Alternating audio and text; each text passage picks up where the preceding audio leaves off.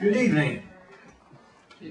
It's a good night for holiday lore out there. A little rainy out there, kind of chilly. If we lived in a real place, it'd be snow. That's the truth.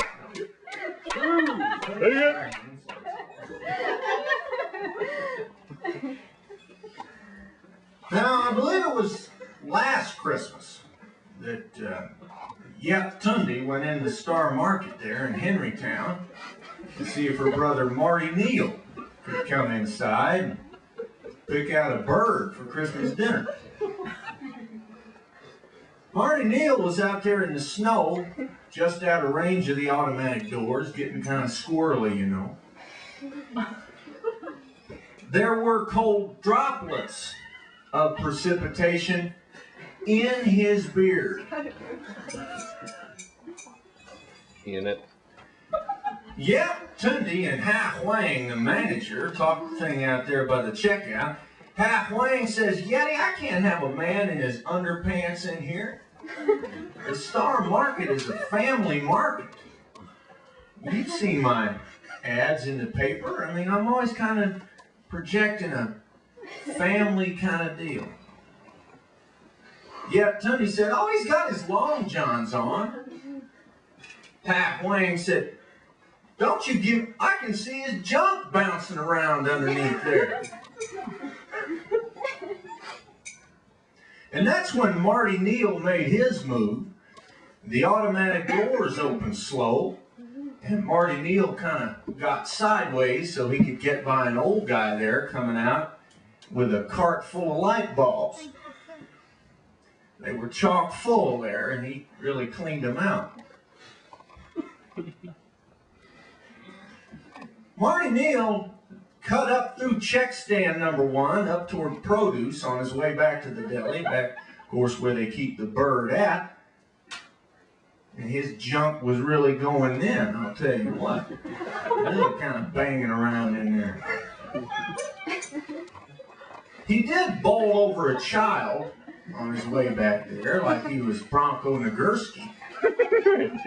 But I think it's all right, though, because the child had kind of a big skull, and no permanent damage resulted on that deal. Whew!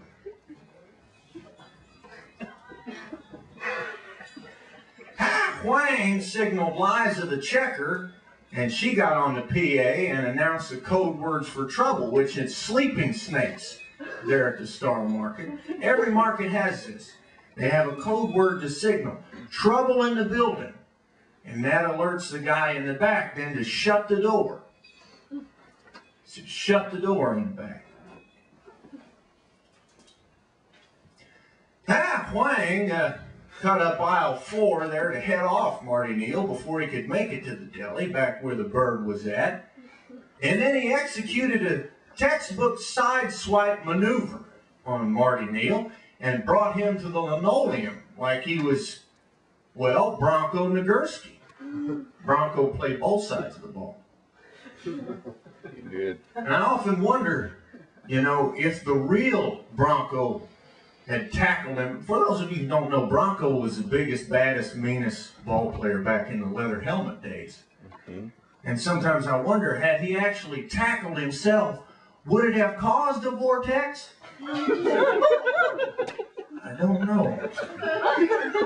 He's long dead. About the only way you could figure that out is if you went out to the cemetery and got up Nagurski's remains and then separated what you had into 2 piles, and then get up some remains in each hand and kind of clap together like that, and then just wait on the vortex. You're going to have a hell of a time with Nagurski's loved ones on that deal. But you just tell them, you know, science is damn hard business. This is science, Nagurski's loved one. Now I can FedEx you the remains and bill you for the cost, or you can give me a credit card. I want to do the right thing. Whatever, I just want to do the right thing.